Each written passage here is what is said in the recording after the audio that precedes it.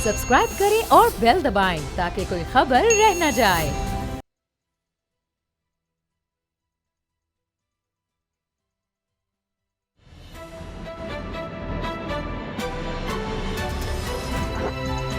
अब पता चला।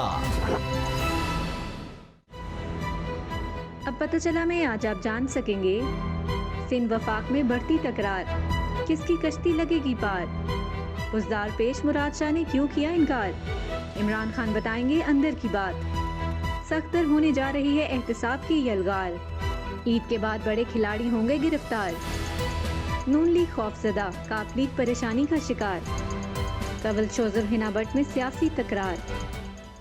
बिस्मिल्लाहिर्रहमानिर्रहीम, अस्सलाम वालेकुम। मैं हूं मोहम्मद उसामा गाजी और आप देख रहे हैं अब पता चला। आज 20 रमज़ान मुबारक है, इस्लाम की तारीख़ का अहम तरीन दिन, वो दिन कि जब हक़ आया और बातिल मिट गया। आज फ़तह मक्का की सूरत नबी करीम सल्लल्लाहु अलैहि वसल्लम की फ़तह मुबीन उनको अता की गई। वो शहर जहाँ पर आपको झुटलाया गया, सताया गया, हिजरत पर मजबूर किया गया, आज वो खून का एक कतरा बहाए बगैर आप सल्लल्लाहु अलैहि वसल्लम के ज़ेरे नगी था। मक्के के वो लोग जो आप सल्लल्लाहु अलैहि वसल्लम को झुटलाते थे, सताते थे, मुसलमानों पर जुल्म और सितम के पहाड़ तोड़ते थे, आज नदामत से, शर्म से सर झुकाए थर थर कांप रहे थे कि जाने उनके साथ क्या सुलूक हो। फिर तारीख ने उफ़्व दर गुजर और रहीमी का वो मंजर देखा जिसकी मिसाल नहीं मिलती। बदतरीन दुश्मनों को अमान दे दी गई, बल्कि उनके घर पनाह लेने वालों को भी अमान मिल गई। ऐसे थे हमारे प्यारे नबी करीम सल्लल्लाहु अलैहि वसल्लम। करोड़ों दुरूद हों आपकी ज़ात पर, आपकी आल पर। लेकिन दूसरी तरफ सितम मुलाहिज़ा करें कि हम उसी नबी रहमत सल्लल्लाहु अलैहि वसल्लम के उम्मती होते हुए दुश्मन तो दरकिनार, अपनों के कसूर माफ़ करने को तैयार नहीं होते। और अब आज के माहौल पर आ जाते हैं, सियासत की बात करते हैं कि एक तरफ वबा है और यहाँ पर सियासत में नफ्सा नफ्सी का जो आलम है, अवाम को कोरोना की वबा से तो परेशान है ही और राहबर सियासी लड़ाइयों का शौक फरमा हैं। नैब तरमीमी ऑर्डिनेंस, 18वीं तरमीम का शोर मचा है, ईद के बाद बड़ी गिरफ्तारियों का चर्चा है, इल्ज़ामात हैं, बयानात हैं, शोला बयानी है, कासा लेसी है, हवस परस्ती भी है और खुशामद भी है। तकरीबकारी के सारे ही तो सामा हैं यहाँ। हाँ नहीं है तो सिरत तैयबा पर अमल नहीं कि जिसकी अताद दुनियावी और उखरवी निजात का बाइस है। हम आका नामदार सल्लल्लाहु अलैहि वसल्लम की अताद क्यों नहीं करते? सियासत ही सिर्फ क्यों?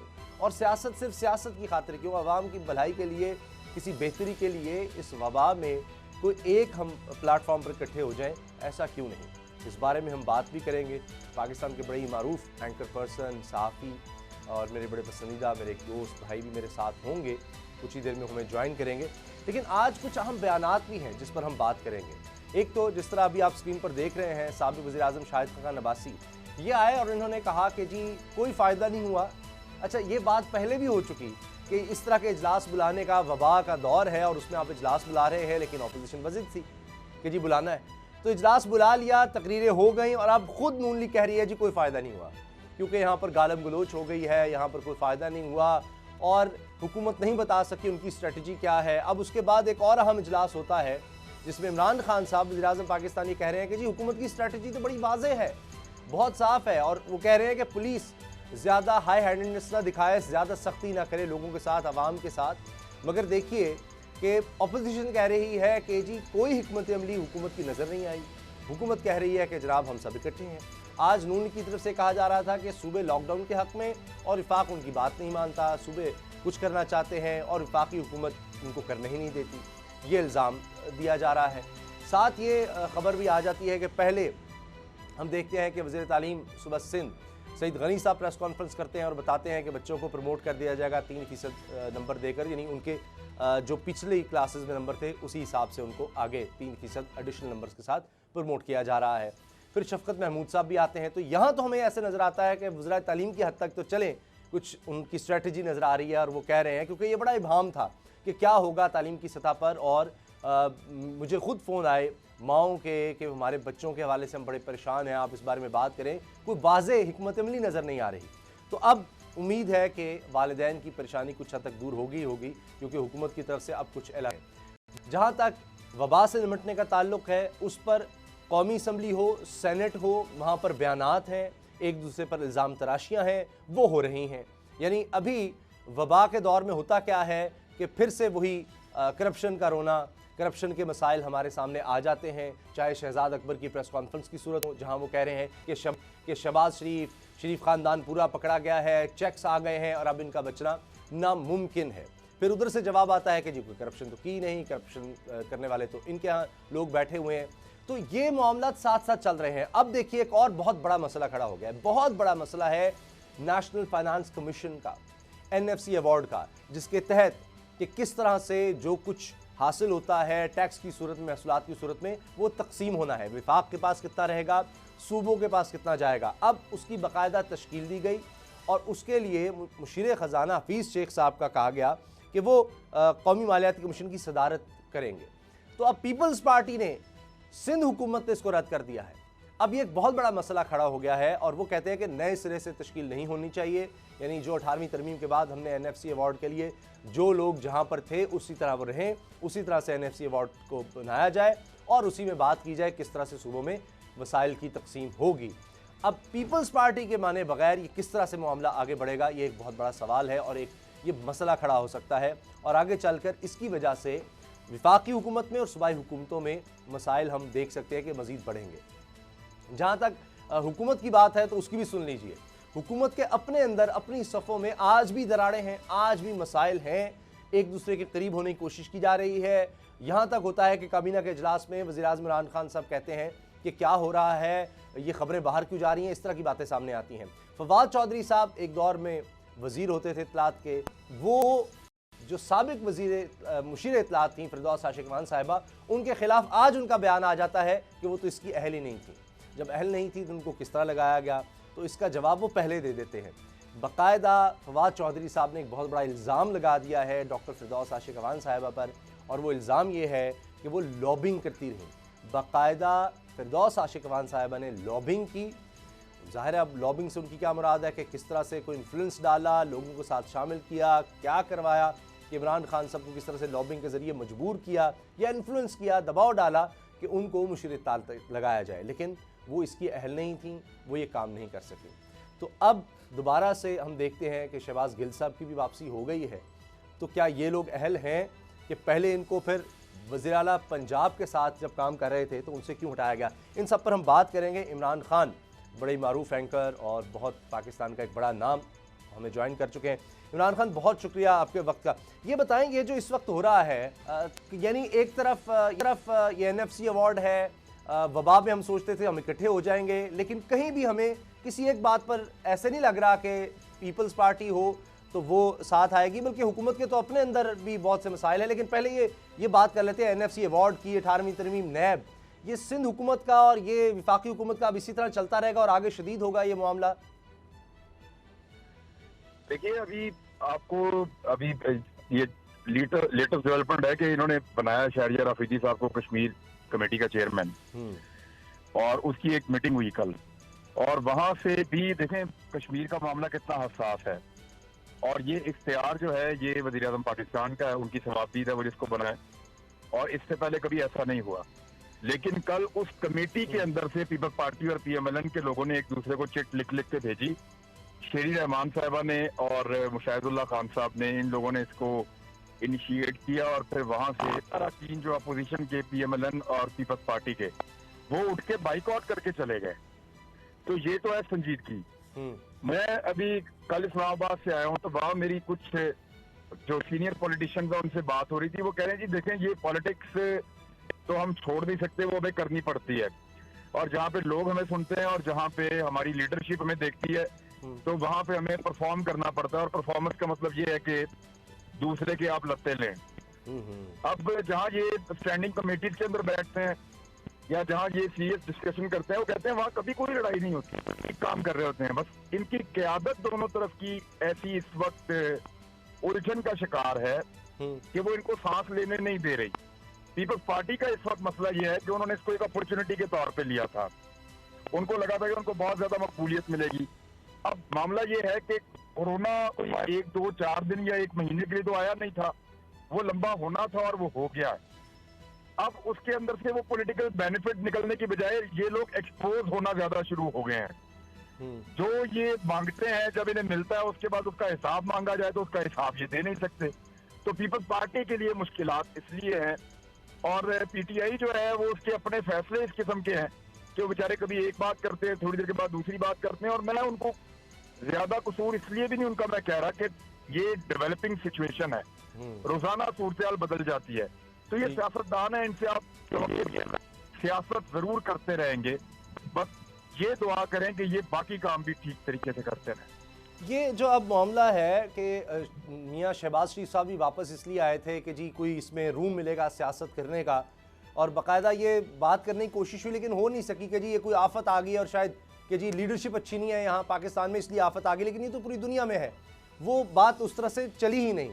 तो अब ये जो शहजाद अकबर साहब ने फिर प्रेस कॉन्फ्रेंस कर दी, आपको लगता है इससे फ़र्क पड़ेगा? क्योंकि हम देखते हैं वो प्रेस कॉन्फ्रेंस तो होती है लेकिन केसेस पे उसका कोई बराह रास्त हम असर नहीं देखते। वो लाते हैं ये सबूत जनाब बड़े ज़बरदस्त आ गए हैं, नैब में जी हम ये दे रहे हैं, उसके बाद केस चलता है और वहाँ नैब में कुछ भी नहीं उस तरह का होता। देखिए उसामा भाई, ये बड़ा क्लियर है मामला इसका, शहबाज शरीफ साहब वाला। ये मक्का कॉलोनी का रहने वाला एक आदमी है। हुआ ये था कि जब ये नैब के दफ्तर में पेश हुए थे तो हमने इसके ऊपर उस वक्त स्टोरी भी दी थी। नैब के दफ्तर में शहबाज शरीफ साहब के सामने कुछ डॉक्यूमेंट रखे, उन्होंने कहा कि ये पैसे आपके अकाउंट में फला अकाउंट से आए हैं, नसार ट्रेडिंग नाम की एक कंपनी, वहां से आपको ये पैसा कैसे आ रहा है। ठीक। तो उन्होंने कहा जी आप उनसे पूछें। उन्होंने कहा जी उस कंपनी के अंदर जो पैसा आ रहा है वो आपका पार्टी फंड है। उन्होंने कहा जी मैं तो नहीं जानता कि पार्टी फंड है, पार्टी वालों से पूछे। उन्होंने वहां क्यों दिया? सैफुल मलूक को बुलवाया था हमने, जो है वो ख्वाजा आसिफ साहब वगैरह और जो बाकी लोग थे जिन जिन के नाम आए थे उन सबसे, और जो ठेकेदार है जो ठेकेदारी लेते हैं हुकूमत से मुख्तलिफ जगहों के ऊपर मुख्तलिफ मंसूबों की, उनसे, और कमीशन के जो पैसे हैं वो सारे हमने उन लोगों को बुला के पूछा। तो उन्होंने ये बताया कि शहबाज शरीफ साहब के अहकामात पे हमने 2 लोगों को ये चेक दिए थे और वो लोग ये चेक लेकर चले गए थे और चेक उन्होंने कटवाए थे इस कंपनी के नाम के। अच्छा। और फिर उन्होंने शहबाज शरीफ साहब को बताया कि जी वो सारे आपके खिलाफ स्टेटमेंट रिटर्न में देकर चले गए हैं। तो ये अब आपके ऊपर है कि आप शहबाज के पास जवाब कोई नहीं था उसका उस वक्त। अच्छा। दूसरा उन्होंने ये पूछा कि जनाब ये जो बंदा है जिसके नाम पे ये अकाउंट है, ये तो 18,000 रुपए मुलाजमत पे काम करता है आपकी कंपनी में जी, और आपकी कंपनी में 18,000 रुपए काम करता है और मक्का कॉलोनी के अंदर रहता है, वहाँ मोटरसाइकिल नहीं जा सकती, और ये करोड़ों अरबों रुपए के कर रहा है ये आदमी। बिल्कुल सही। तो शहबाज शरीफ साहब ने कहा कि मुझे नहीं पता, मुझे रिकॉर्ड देखना पड़ेगा, ये कौन बंदा है मुझे इसका नहीं पता। तो वो गोल मोल करके सारे मामले को, अब बात जो है ना वो बड़ी खुल चुकी है। ये जो शहबाज शरीफ साहब का एक बड़ा जबरदस्त एक स्टेटमेंट होता था कि एक पहले की करप्शन साबित हो जाए, तो उनकी ये ख्वाहिश पूरी कर दी गई जी जी कि करप्शन बाकायदा अब साबित हो गई है। करप्शन का पैसा था, किकबैक्स का पैसा था, रिश्वत का पैसा था, वो पैसा शिफ्ट हुआ 2 बंदों के जरिए से एक मखसूस अकाउंट में।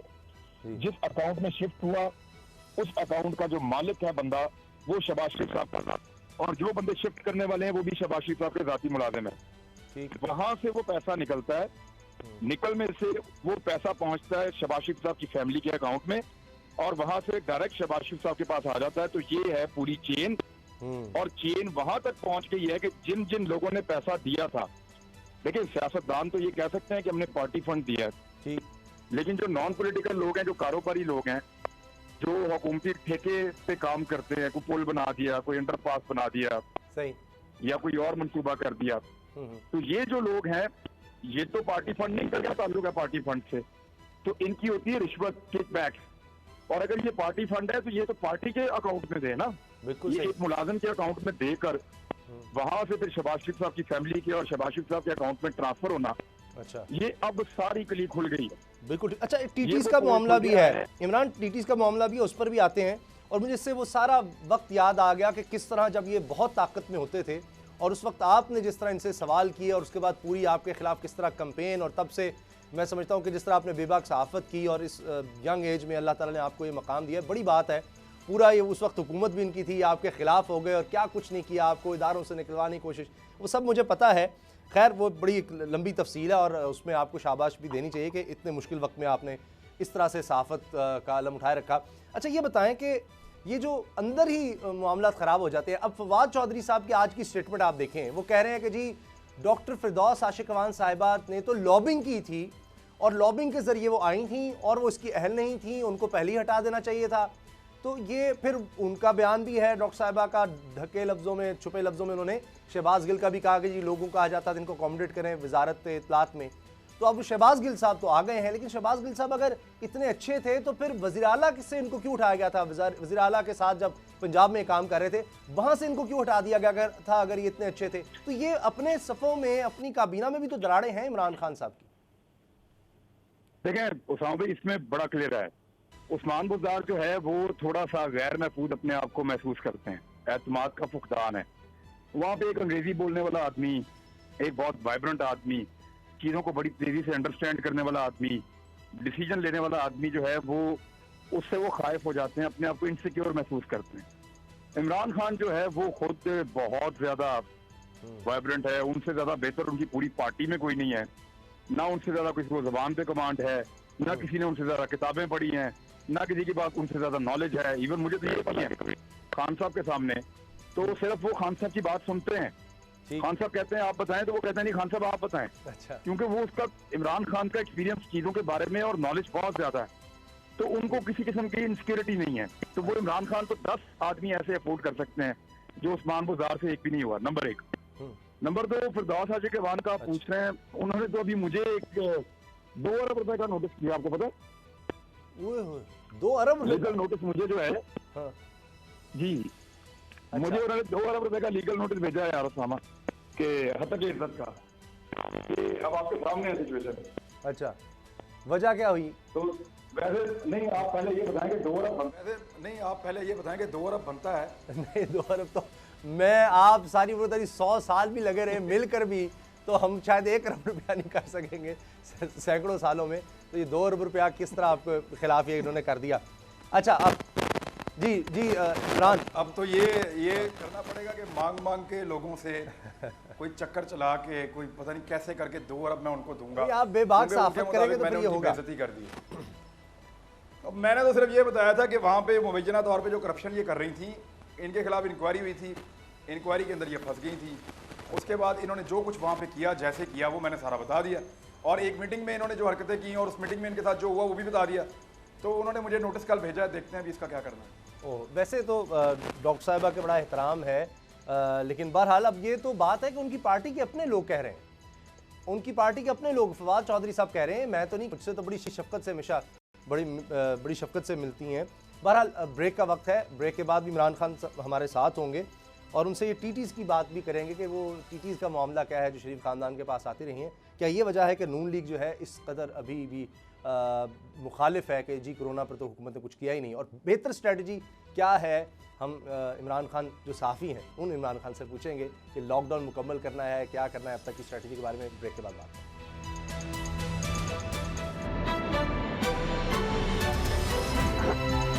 अब पता चला।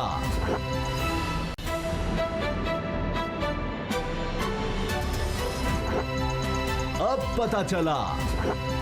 ब्रेक के बाद खुशामदीद। एक बहुत ही ज़बरदस्त शख्सियत हिना परवेज़ भट्ट साहिबा, मेंबर पंजाब असम्बली ने हमें ज्वाइन किया, मुस्लिम लीग नून की रहनुमा हैं और इमरान खान भी हमारे साथ हैं। हिना, इस वक्त पूरे पाकिस्तान में जो ख़बर सबसे ज़्यादा डिस्कस हो रही है वो ये है, जिसका प्रिंट आउट मैं कराया हूँ, आपने एक ट्वीट किया और इस ट्वीट में आपने कहा कि I am watching Ertugrul nowadays and I see Maryam Nawaz has similar leadership qualities as him, her strong belief in God, her courage to not give up, her conviction to stand on her principles even when everyone is against her, her ability to differentiate between right and wrong।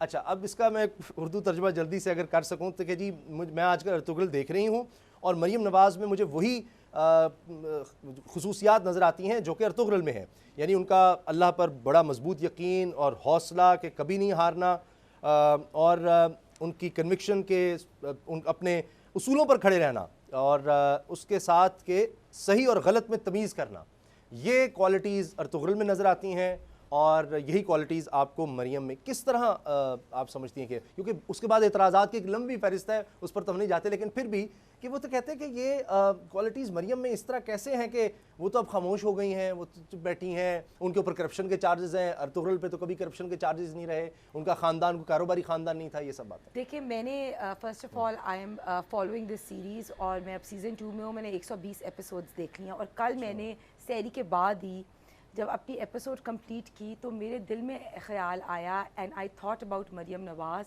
And तब मैंने ये tweet किया और मैंने exactly लिखा है similar characteristics और reason characteristics का मैंने उसी तरह बयान किया।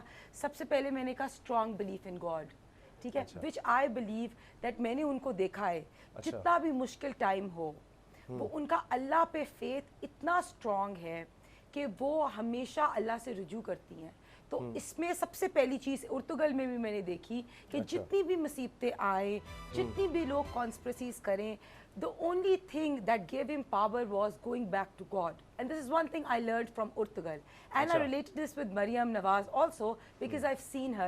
मुझे पता है इलेक्शन सेल में भी हम होते थे तो मरियम बीबी इलेक्शन रिजल्ट से पहले जाती थी, नमाज पढ़ के आती थी, या हम जलसों में जा रहे होते थे और रास्ते में गाड़ी में नमाज पढ़ती थी। सो I've seen her कि मुश्किल से मुश्किल उन्हें अपनी उनकी वालदा की डेथ हुई तब भी उनने देखा कि उन्होंने अल्लाह से रुजू किया। तो ये मेरी पहली बात है। सेकंड मैंने लिखा करेज एंड ब्रेवरी। वो मैंने क्यों लिखा कि जब मियाँ साहब और मरियम बीबी लंदन से वापस आए तो मरियम बीबी, मियाँ साहब को थोड़ा सा ये था कि मेरी बेटी होएगी, मरियम बीबी सामने आई, उन्होंने अपने वालिद का हाथ पकड़ा और उन्होंने कहा मैं जाऊंगी सामने।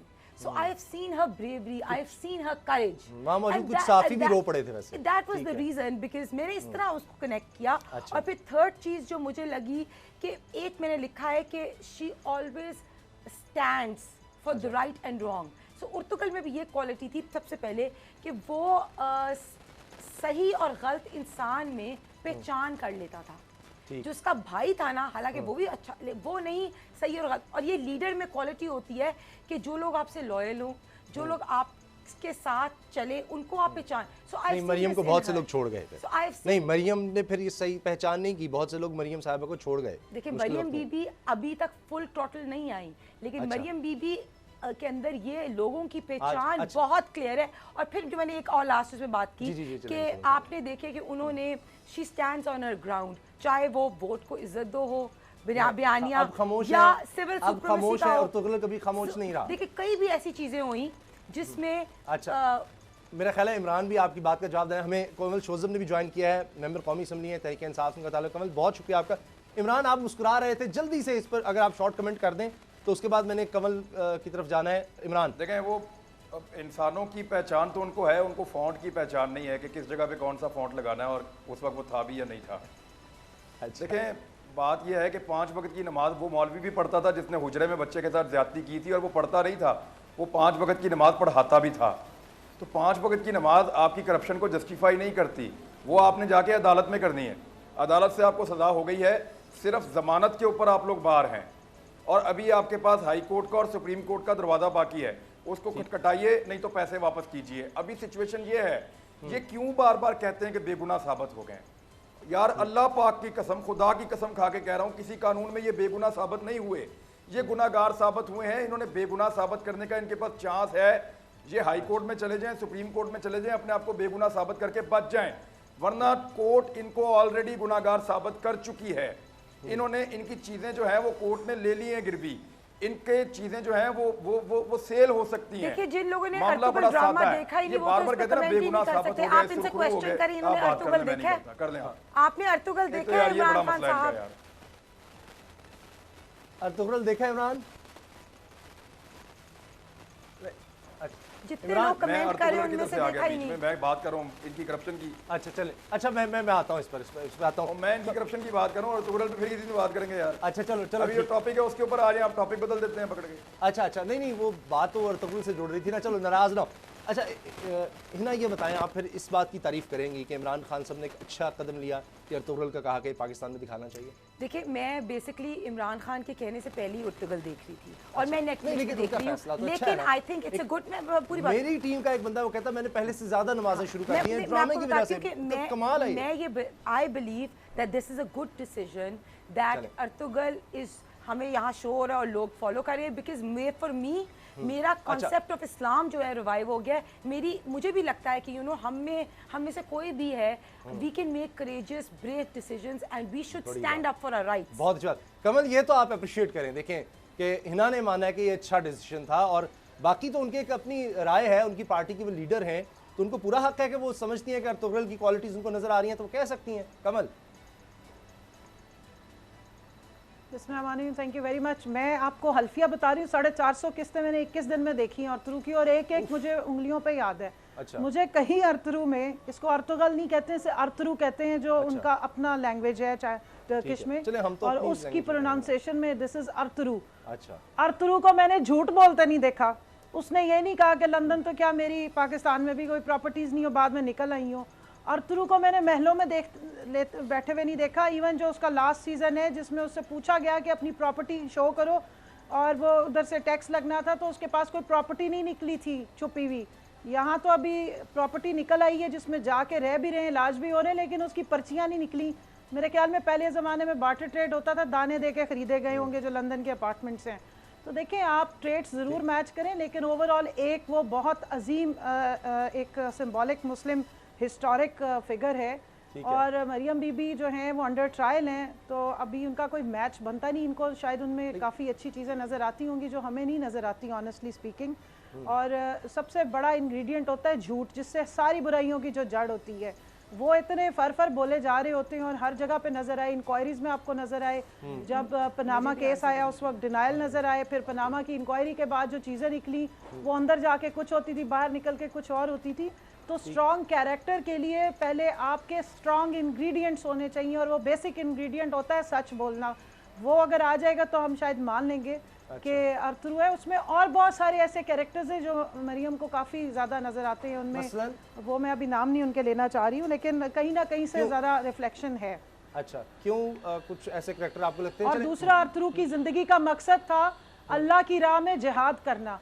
उसका मकसद कतन ये नहीं था कि मैं और मेरा ख़ानदान हो, और सिर्फ अपने ख़ानदान के लिए वो इतनी दौलत जमा कर रहा हो। हमने कहीं नहीं देखा कि उसने अपने ख़ानदान के लिए, इवन उसने अपने बेटे को स्पेयर नहीं किया था जब उसके बेटे ने चंद पैसे दे के इन्वेस्ट कराने की कोशिश की थी और उस पर वो सूद जमा कर रहा था, तो उसने अपने बेटे को बिल्कुल साइडलाइन कर दिया था। तो वो ये कैरेक्टर्स होते हैं, इनकी इमेंसिपेशन प्रैक्टिकलिटीज में नजर आती है। अच्छा, अब इसका जवाब ले लें, है ना, ये तो बात अपनी जगह, लेकिन मेन जो एलिगेशन है ना करप्शन का आ रहा है, आपने उसका तो इसमें कहीं नहीं, आपने तो दूसरी क्वालिटीज का कहा है, तो इसका आप क्या जवाब देंगे जो बातें हुई हैं?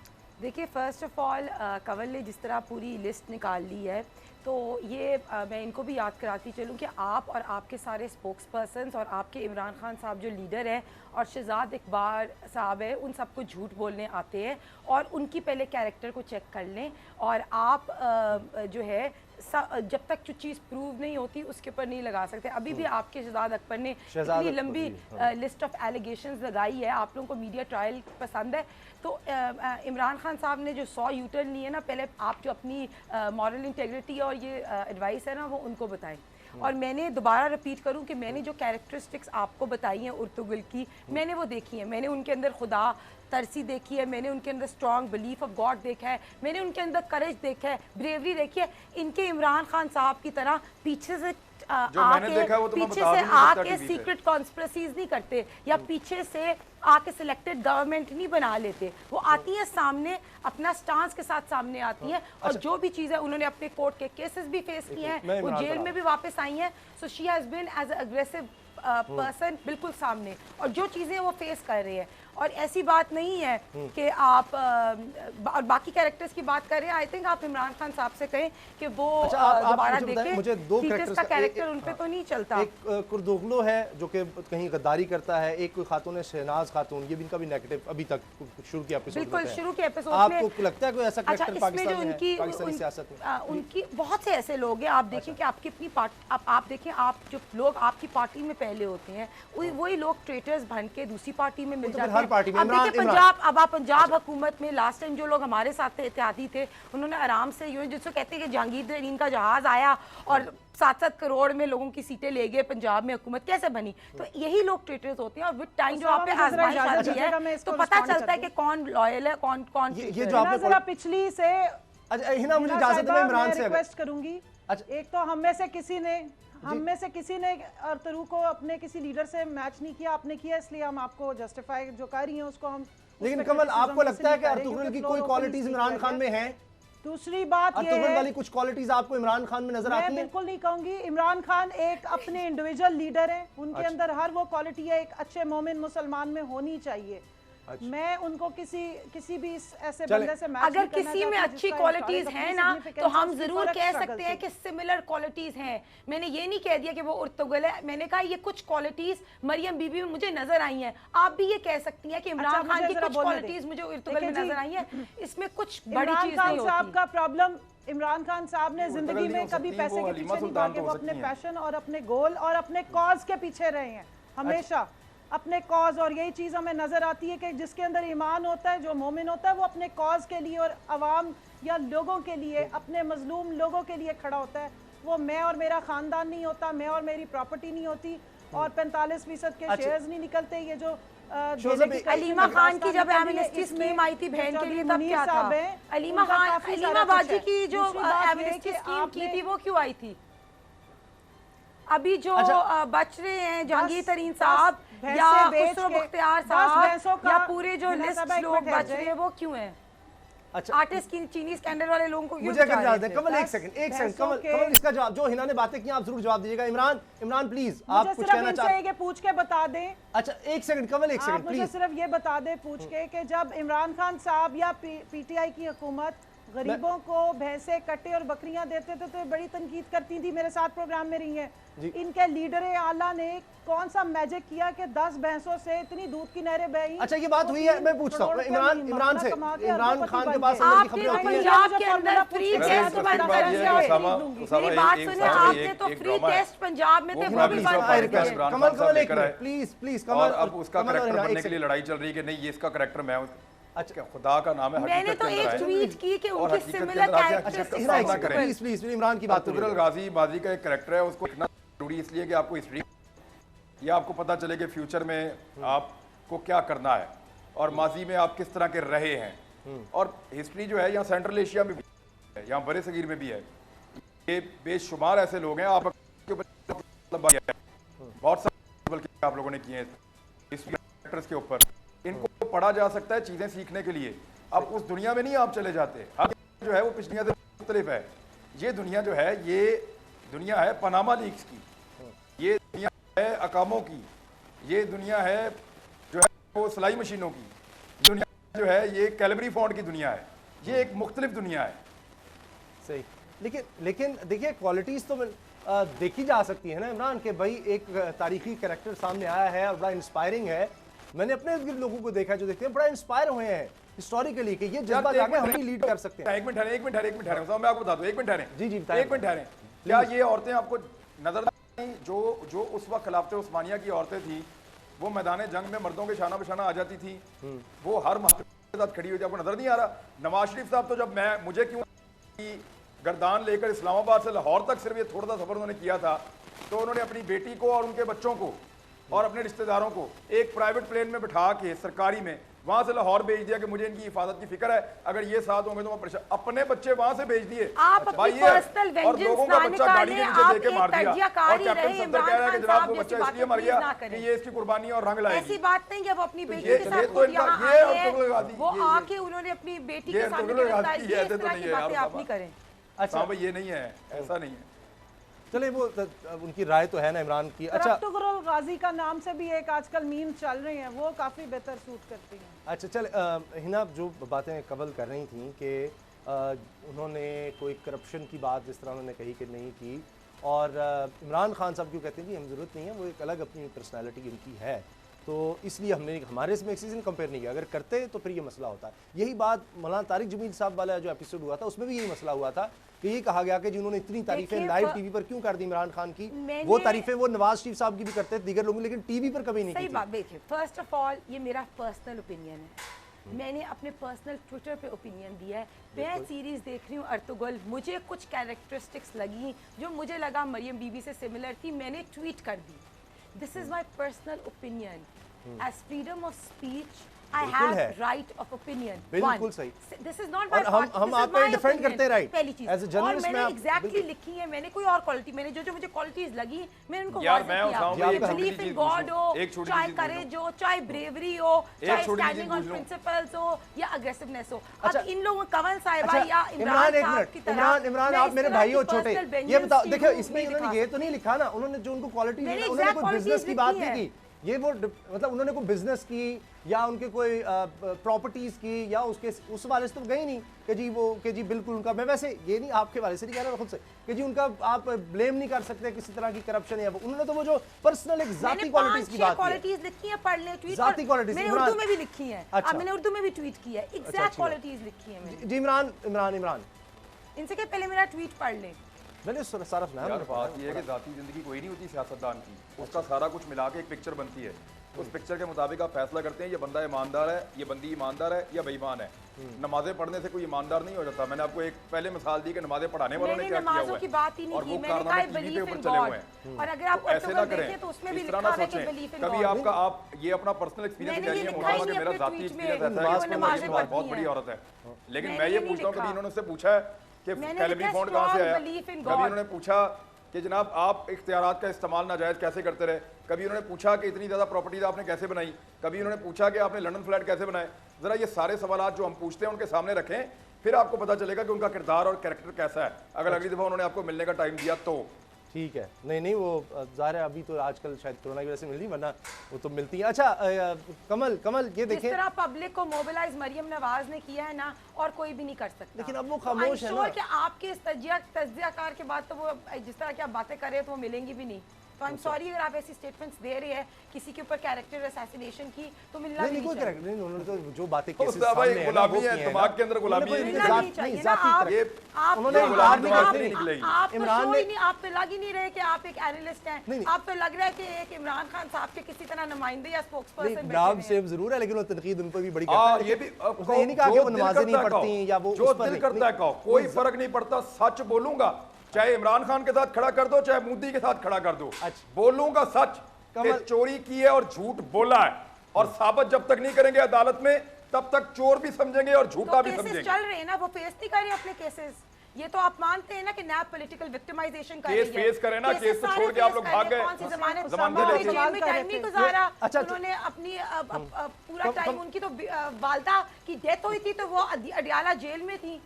अच्छा कमल ये साहब देखें, जेल में ये नहीं थे, हिना का सब बड़ा केसेस वैलिड फेस पॉइंट किए है उन्होंने। नैब के हवाले से। स्टॉक एक्सचेंज की सारे तरह केसेस प्लेटें ऊपर फेस नीचे किए होती थी, उन्होंने। प्लेटलेस नवाज शरीफ साहब। कोई अच्छा, ऐसे आप किधर केस गए? नहीं है एक जो सेकंड, उन्होंने फेस नहीं हाँ, किए, सारे फेस किए। कमल ये बड़ा कहीं वैलिड भागे पॉइंट नहीं है है। वो। तारिक बशीर चीमा साहब मुस्लिम लीग काफ के हैं, विफाकी वजीर हैं, वो जाकर इमरान खान से वन ऑन मिलते हैं और नैब की शिकायत करते हैं कि कौन है जो हमारे खिलाफ केस बना रहा है और कर रहा है। तो वो तो आपकी इत्तेहादी कह रहे हैं कि विक्टिमाइजेशन हो रही है, नैब कर रहा है, तो फिर आप नून लीग को तो गलत ना कहें। देखिए जी, जो भी कह रहे हैं, चाहे वो इत्तेहादी कह रहे हैं, अपोजिशन कह रही है या हुकूमती नुमाइंदे कह रहे हैं, जिसको नैब ने बुलाया है वो जाके अपनी पर्चियां, अपने सारा कुछ सबूत वहाँ पे पेश कर दे। इनके लोग तो 4 महीने बाद डबल एक्शन ब्राइट से धुल के बाहर आ गए, टैग लगा के आ गए, हमारे तो उल्टा गले पड़ गए हैं जो हमें ये कहते हैं कि आप नैब को यूज़ करते हैं। मैं आपको हल्फिया कह रही हूँ, अगर नैब को हम यूज़ कर रहे होते ना, तो जो ये सैफुर रहमान के थ्रू नैब को ऑपरेट कराते थे और 11-11 साल इन्होंने लोगों को जेलों से बाहर नहीं आने दिया, ये इनके जो बड़े बड़े तुरम खान फेरे, इनमें से कोई बाहर ना आता। बात सारी ये कि कैपेसिटी के सीरियस इश्यूज हैं नैब के और उस पे काम होना चाहिए, लेकिन बारगेनिंग पर्सनल लेवल पे किसी को नहीं मिलेगी, क्योंकि इदारों में कानून की बालादस्ती होगी, इंसानों की या किसी शख्सियत की बालादस्ती नहीं होगी। ये मजलूमियत के रोने, यहाँ मीडिया में रोने की बजाय आप हाई कोर्ट्स में जाएं और वहाँ जाके अपनी मनी ट्रेल दें। जो दानों के बदले में एवनफील्ड अपार्टमेंट्स और जो प्रॉपर्टीज बनी है उनके जाके मनी ट्रेल दे दें। यहाँ रोने धोने की क्या जरूरत है? और जो कन्विक्टेड क्रिमिनल्स हैं, खत्म हो गया है। जो कन्विक्टेड क्रिमिनल्स हैं आपके कल सुप्रीम तक कोर्ट से, शहजाद अकबर साहब सुप्रीम कोर्ट से नैब को सजा डिक्टेट याफ्ता कर है, रहे थे उनको कि ये अमर वाला तो केस गाजी से बनाएं। मिला रहे हैं, अल्लाह का नाम ले। डिक्टेट ही कर रहे थे मुश्किल शहजाद से अकबर मुसलमानों साहब, को कल कोई तक कैरेक्टर नैब को मिला है डिक्टेट जिसकी कर रहे वजह थे से कि वो ये मोबिलाइज इसका हो रहे मुकदमा क्यों हैं। नहीं ये बना रहे? मक्खन की अच्छा, फैक्ट्रियां मरियम, मत लगाएं। मरियम, ये जिस तरह मक्खन आप कह रही की हैं, बड़ी फैक्ट्रियां बहादुर जो हैं, वो अब ये जो 10 खामोशी पैसे का को के रोज़ा दूध से मक्खन छोड़ इतना देंगे। ज्यादा निकलता रहा देखिए है, अभी आएंगे तो देखिए उसका अच्छा, मक्खन कमल, इन्होंने बांट इस दिया वक्त अपने कोरोना सारे लोगों में कि का इसी को अच्छा, इसके बाद आपस में इंशाल्लाह इस्तेमाल ईद के कमल- बाद she will she is dynamic and brave woman और ब्रेवरी अच्छा, दिखानी है इतना- ना, तो उनसे कहे कि आजकल कोरोना वायरस फैला हुआ है, अवाम को उनकी जरूरत है, निकले बाहर, अच्छा। शहबाज शरीफ की तरह अंदर बंद होके बुज़दिलों की तरह मास्क लगा के और लैपटॉप के सामने एटलीस्ट बैठ के कोरोना पे भाषण आपके ना दे, लीडर बाहर की तरह निकले, हम लोगों की कंफ्यूज मदद नहीं करें। है, जिन्होंने लोगों को लॉकडाउन से पहले भी उनको नहीं पता था लॉकडाउन करना है कि नहीं, और अब लॉकडाउन की ईज खत्म करने के लिए भी उनको नहीं पता कि करना है कि नहीं। अच्छा, तो इमरान बहुत शुक्रिया। उनकी तो बात ही ना करें। अच्छा, हिना परवेज भट्ट साहिबा आपका, कमल शोज साहिबा आपका, और इमरान खान आपका भी बहुत बहुत शुक्रिया प्रोग्राम देखने का, बहुत शुक्रिया। दुआ में याद रखिएगा, इजाज़त दीजिए, अल्लाह हाफिज़।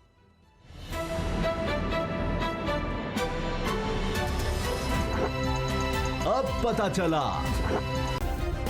सब्सक्राइब करें और बेल दबाएं ताकि कोई खबर रह न जाए।